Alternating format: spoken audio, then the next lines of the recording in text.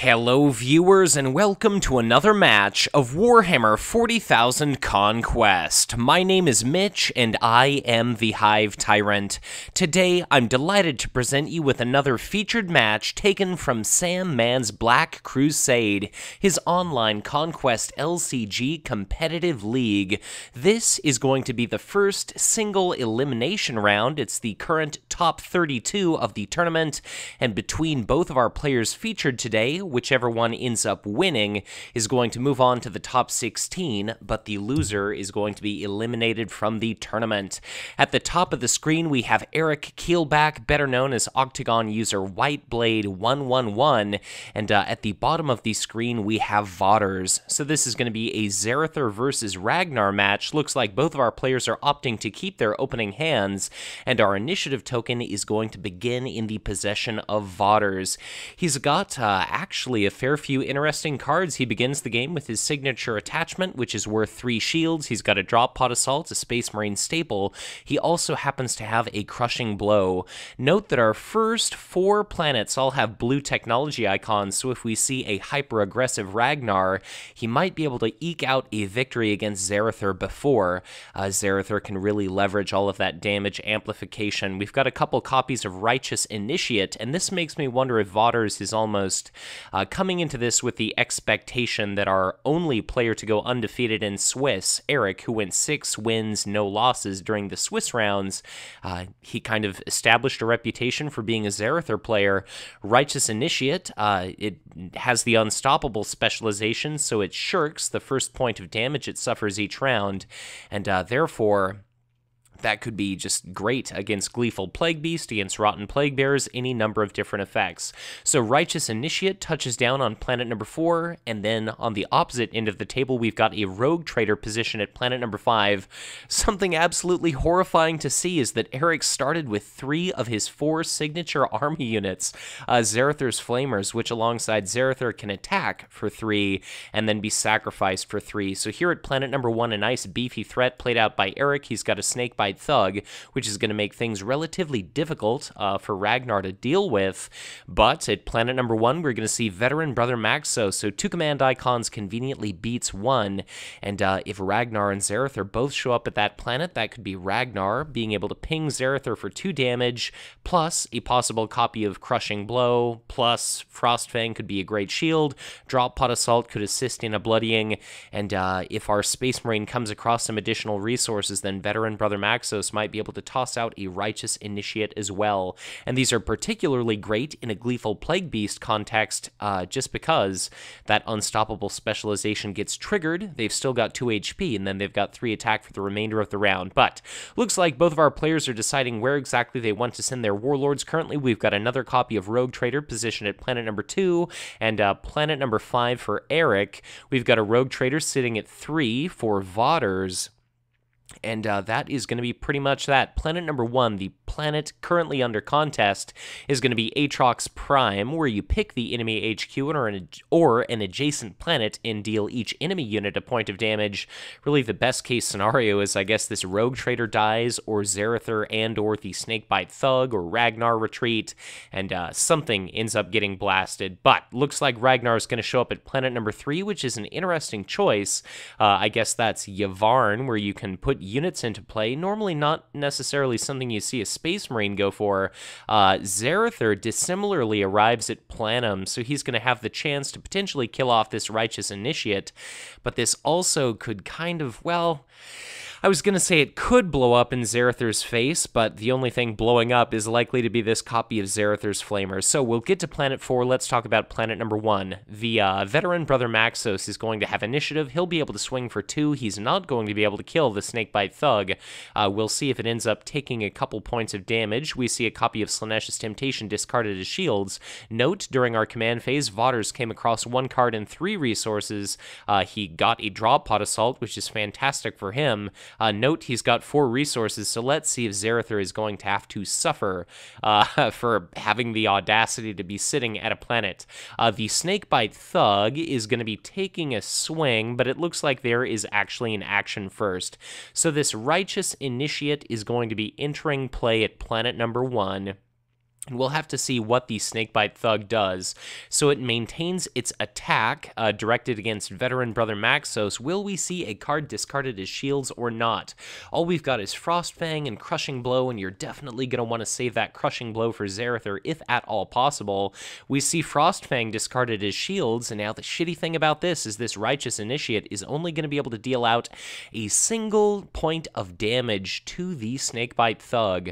The Snakebite Thug, of course, deals itself a point of damage as part of its forced reaction, but let us see what exactly we've got going on. So the Righteous Initiate could take a swing. Zerathor now has a copy of his signature attachment, so he's got a 3 shield value card, which is going to make it all the less likely that he ends up being bloodied.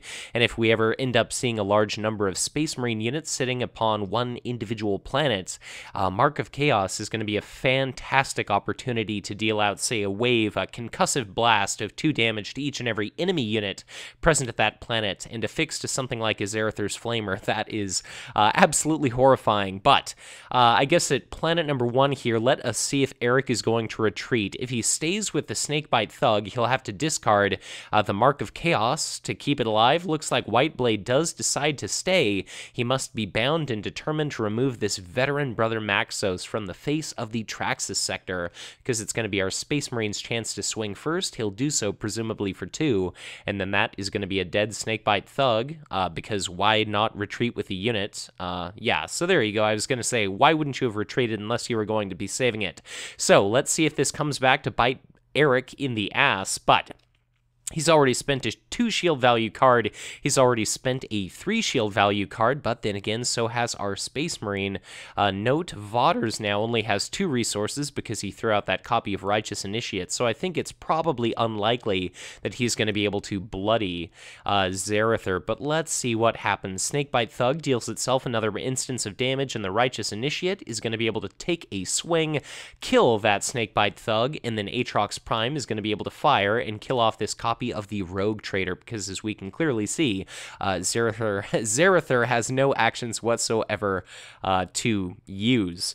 We're going to be seeing combat break out at planet number 4 as well, and the way that this is going to work out, I can only imagine, is going to be Zerathor's Flamers attacking for 3. That's going to kill the Righteous Initiate unless we see Crushing Blow discarded.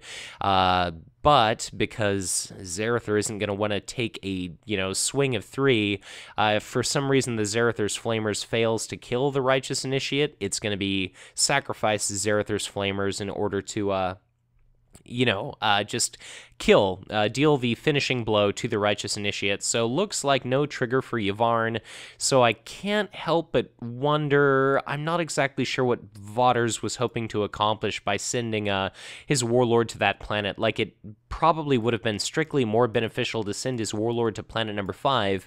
He wasn't holding a copy of, Blackmane's Hunt or anything like that, so if you're, sending yourself to a planet, maybe he was really hoping to draw some extreme, high-value unit, but it just seems to me like it would have been a little bit more sensible to show up here. You'd have won just as many resources, because, 1 plus 1 is 2, plus you'd have stolen a resource, plus you'd have killed a Rogue Trader.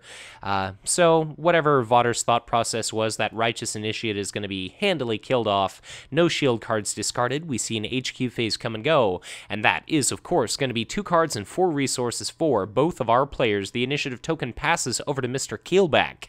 He ends up throwing a copy of the Rotten Plague Bears out to planet number 3, and now note that Vauders has a blue and a red icon, so if he ends up winning the next 2 planets, he could win through blue or red, or if he wins one of the next 2 planets and then wins Planum, that could also be the game for him. We've got a copy of Zerathor's Flamers positioned at planet number 1.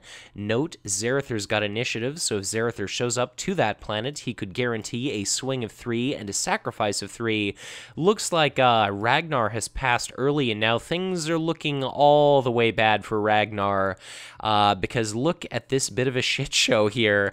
That is a hell of a lot of economy units. Planet 5, we've got a Void Pirate for Eric. Planet 4, Rogue Trader. Planet 3, Rotten Plague Bears.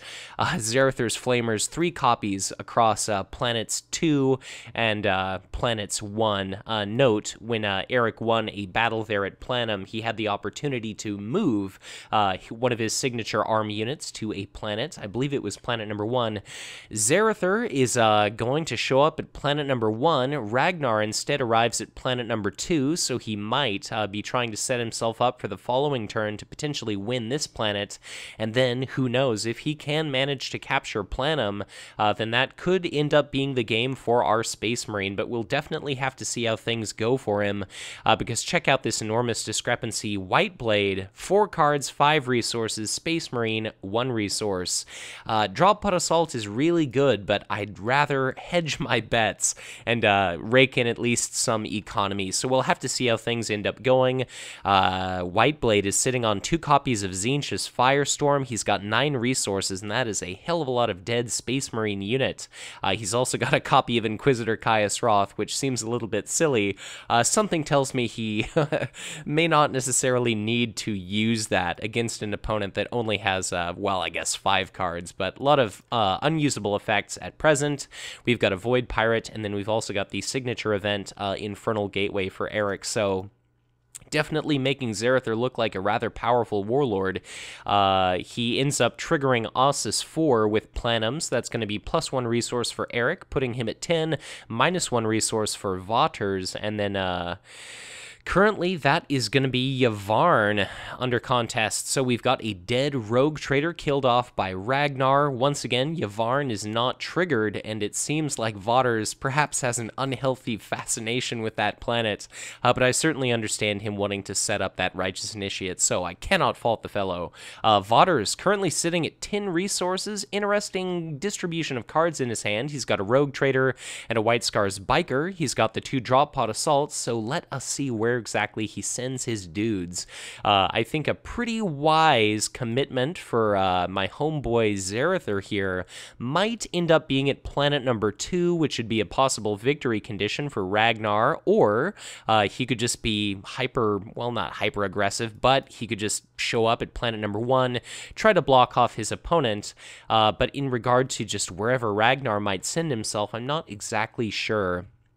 Ragnar throws out a copy of Rogue Trader and promotes it to planet number 5, Taurus, and we've got a copy of Splintered Path Acolyte, which is going to be handily beaten command icon-wise, sitting at planet number 5. We've got a Void Pirate going to planet number 1. That is going to block the command icon value associated with this Righteous Initiate, and that makes me wonder if Whiteblade might actually be sending his Warlord to planet number 1. The presence of this White Scars Bikers all of a sudden is making me think that that is probably not going to be the case. And then we see a copy of Inquisitor Caius Roth, so he is a 3/5. Vaughters only has 4 cards in hand, so there's no point in firing off the reaction, but like a gentleman, Eric says he's not going to be using the reaction.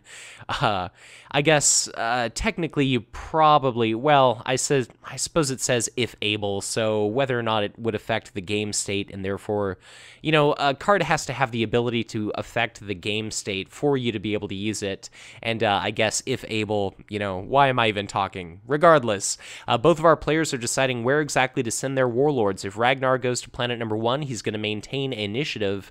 Looks like Zerathur is going to go to planet number 1, and Ragnar is going to show up at planet number 5. So he's going to be able to win a total of 2 resources and 1 card because of that planet. He's going to be able to trigger Taurus, but I cannot imagine that this White Scars Biker and Righteous Initiate are going to be able to overcome our Chaos player. Note, Zerathur basically steals initiative, and Zerathur is currently sitting at 13 resources, so if for some reason he's going to be unable to kill off this copy of White Scars Bikers, we could conveniently see a Tzeentch's Firestorm finish the job, but I'll be curious to see if Zerathur ends up exhausted at some point, and then Vaughters tries to get lucky with Drop Pod Assaults, but let's see. I mean, you know, I guess, like, the White Scars Biker will probably get get hit by Caius Roth. We'll have to see a shield card discarded to keep it alive. Tzeentch's Firestorm could finish it off. The Righteous Initiate will only be able to attack for 1, so against Zerathor, that's not that big of a deal. If we see a Drop Pod Assault, we've got Slaanesh's Temptation as a shield. We've got a Tzeentch's Firestorm to potentially kill, like an Honored Librarian, if Vaughters is fortunate enough to pull that, or like a White Scars Biker, and, Tzeentch's Firestorm as an ability is still going to have its damage augmented by Zerathor, so things are looking rather difficult thus far for our Space Marine. The Inquisitor is going to take a swing. Will we see a promotion discarded or a Black Mane's Hunt discarded as shields? I cannot help but feel as though this is a little bit of a landslide here for Eric. Looks like he's just reaching critical mass very quickly, but no, the Inquisitor delivers a successful killing blow. The White Scars Biker is gone, and now the Righteous Initiate is only going to be able to attack for 1. It is directing its attack at Zerathor, but Promise of Glory is going to be discarded, so for the cost of the equivalent of 2 resources, or the equivalent of 2 Cultist tokens, or a card, whatever you want to call it, Zerathor is going to be undamaged, and I guess, why leave yourself open to the risk of a triple crushing blow or something like that? Why take that risk?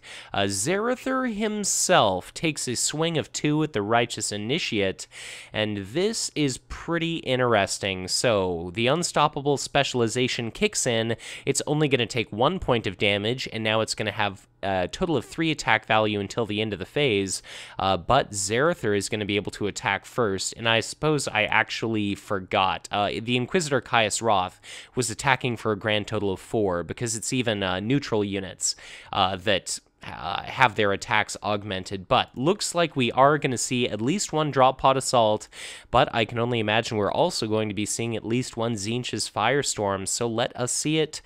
Drop Pod Assault number 1 hits the table. Looks like there was a little bit of premature readying on Eric's part. I know he's got a very busy evening ahead of the young sir, so in his haste, a little bit of a mistake there, but let's see. The Black Mane Sentinel is not going to be the answer I was hoping for. I guess I would have accepted Honored Librarian, or I would have accepted White Scars Biker. Okay, so Eric calls out in response. That's going to be Zerathor's Flamers being blown up. So that is going to be a dead Black Mane Sentinel. And are we going to see another Drop Pod Assault? It's going to be a completely just an action done in vain, so it looks like that is not the case, and it's going to be Inquisitor. Okay, I was going to say, why would you stay with the Righteous Initiate? Because Inquisitor Caius Roth is going to be able to swing for 4, and 4 when your unit has 1 hit point left. Unless you've got Indomitable, which I guess a Space Marine is likely to have. You're looking to have a pretty bad day, is going to be the end of that story. So, Zerathor is going to be able to capture that planet. Yavvarn is captured. He does not trigger it. He doesn't want to risk a Land Raider or a Space Marine's Predator or anything like that coming into play. And, when you've got 13 resources, why not just play your Snakebite Thug or your Noise Marine Zealots conventionally? So, fast forward to planet number 5. Ragnar is going to take an attack. Splintered Path Acolyte is going to be killed, and that is going to be congratulations to Ragnar. I would imagine it is going to be cards that Ragnar draws. Yep, it's looking like it. And let's hope for his sake he gets something pretty damn good. Whiteblade has got 2 blue technology icons at this point, so if he manages to capture Planum, that is going to be the game. And let's see how things go. He's got a hell of a lot of units to finish, to just seal the deal. He could play Noise Marine Zealots conventionally, Chaos Fanatics. He's got those Tzeentch's Firestorms and the Snakebite Thug, and it's just looking absolutely ridiculous. I was going to say, why not add insult to injury and further deprive our poor Space Marine by throwing out that copy of Slaanesh's Temptation? Granted, that's going to be a desirable destination for Ragnar to go to trigger Taurus again, but at what cost, you ask? Why? The answer is going to be the cost of the game. So Vaughters throws out a Rogue Trader to planet number, looks like 4, so he's okay, looks like 5. I was going to say you'd have to pay an additional resource for that, and it's looking like Whiteblade is probably going to draw a few cards. He's probably going to get a few resources, and he's going to make it just basically absolutely impossible for our Space Marine to try and come back. But Vaughters does have some hope, because he throws out a copy of Tactical Squad Cardenas. Note, Zerathor is not allied with Dark Eldar, so he doesn't have access to Archon's Terror, but he is sitting on 3 copies of Tzeentch's Firestorm, and that's going to be a lot of damage to potentially kill a copy of Tactical Squad Cardenas. But the plays start coming. 2 copies of Snakebite Thug, which are going to be attacking for 4, so long as Zerathor remains at that planet. Noise Marine Zealots are going to be able to attack for 5, so long as Zerathor is at that planet. We've got a copy of Blood Angels Veterans, and our Space Marine also has an Eagle Recruit. He's got a Drop Pod Assault, a Crushing Blow. He's also got Primal Howl, so I don't want to say that Ragnar is about to get just absolutely wrecked, but the odds are definitely against him, and you know what? I changed my mind. I think Ragnar is about to get absolutely wrecked, but it's going to be the journey that matters, not the destination, my dear viewers. So let's see how things end up being, resolved. Planet number 1, go figure, Zerathor arrives. Go figure, Ragnar arrives. Looks like Zerathor's got a few more command icons than does Ragnar, but Ragnar throws out the tried and true Primal Howl. Like a proper sir, Eric asks, where would you like to put Ragnar's damage? But you definitely want to trigger the reaction of Primal Howl prior to the resolution of Ragnar's ability, because yeah, so one of our dear commenters is saying one at a time. It's generally best to, well, okay, so we saw Primal Howl. We saw Tzeentch's Firestorm discarded as a shield, so 2 minus 2 is going to be 0. I was going to say if by some miracle Primal Howl drew, you 2 additional copies of Crushing Blow, you might as well do that first, because you're going to want to be able to trigger all those Crushing Blows off of the same effect, if possible. God, this about sucks for Ragnar. He drew a copy of Exterminatus. Hell of a lot of units, but where can Exterminatus not be used at the first planet? And of course, it can't be used during combat. So, it's a little too... it's too little too late, I guess I could say. So, at Eric's disposal, he's first of all got the initiative. Imperative to keep in mind, we've got Infernal Gateway, could throw out a copy of Chaos Fanatics, but like planet number 1, that was going to be total of 2 cards and a resource for Eric. Okay, now they're going through the process of doing all that, so why don't I wait? Oh god, a copy of Warp Storm. First of all, that would be a poor life choice to use, considering how many fragile units you've got, but we've got a copy of Noise Marine Zealots, we've got Infernal Gateway, we've got another Infernal Gateway, and a copy of Chaos Fanatics. If you had to make a choice, I would pick this unit to attack with 5 as opposed to the other, but Warp Storm is a shield. For Vaughters, he ended up getting 1 card and 3 resources, so he's going to have enough to fuel all of his effects. 2 for the Drop Pod Assault, 3 for the Eager Recruit, and 4 for Indomitable. So let us see what he is going to do. Whiteblade has got 12 resources, so if he wants to be crazy, he could do something like, Tzeentch's Firestorm, this Blood Angels Veterans for 5 resources, which would be the equivalent of 6 damage, and just fry it, and then he could do another 6 damage to the Tactical Squad, and still have enough to do both copies of Infernal Gateway, but he's going to use his first opening action. The Noise Marine Zealots are going to attack for 5, directed toward the Blood Angels Veterans. They're going to be preventing 1 of that damage. Okay, we see Indomitable used as a shield, and now I can only imagine that we're probably going to see a copy of Tzeentch's Firestorm. Note that Rotten Plague Bears, which I'd all but forgotten about, is going to be exhausting. We see a promotion discarded as shields, but that's still going to be 1 point of damage dealt out to the Tactical Squad Cardenas, and I can only imagine that we're going to be seeing, yeah, so Vaughters passes, but it's going to be Eric's Okay, so he's sacrificing that copy of Zarathar's Flamers, and that is what makes chaos all but insurmountable sometimes. Those Zarathar's Flamers are so incredibly strong, so it's going to be discarded. That's going to be 3 points of damage dealt to the Tactical Squad Cardenas. And what exactly can Vaughters do? He could discard a copy of Drop Pod Assault, but then that is going to leave Attack Squad with 1 hit point, and then Tzeentch's Firestorm is going to be able to finish frying it. That is going to be a dead Tactical Squad Cardenas, and at this point, I can only imagine that Ragnar knows that this is going to be absolutely hopeless, but let us see this game finish. We've still got actions ongoing. I could only imagine that Eric is going to use the opportunity to use... Well, maybe he's going to use... Okay, I was going to say, you may as well be safe. Use Tzeentch's Firestorm to fry this unit. It's very unlikely. Like, Vaughters still has 27 cards remaining in his deck. It's unlikely he's got the triple crushing blow, but even if he did, Ragnar is only going to be able to swing for 2, plus 3 unpreventable damage would be a maximum of 5 to Zarathar.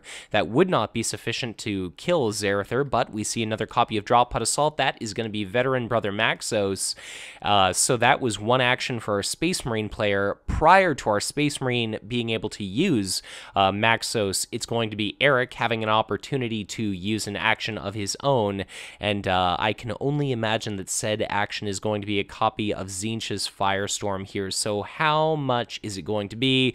It's going to be for 4 resources, therefore that is going to be 5 total damage. That is going to be absolutely impossible for our Space Marine to block, because even, 5 minus a 2 shield value card is still 3. That's still a dead Veteran Brother Maxos, and Frostfang was discarded early on. That is going to be the GG, so good game, well played by both of our players.